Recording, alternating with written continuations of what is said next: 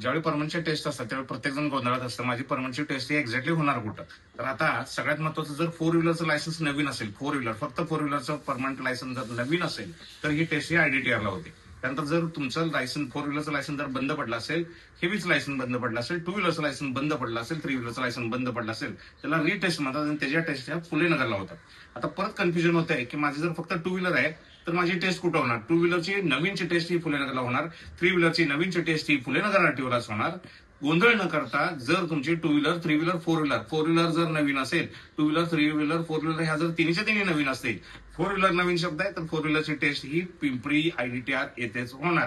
त्यासोबत आपल्याकडे असं सेट असतात वेगवेगळ्या स्टुडंटचे, टू व्हीलरच्या, थ्री व्हीलरच्या.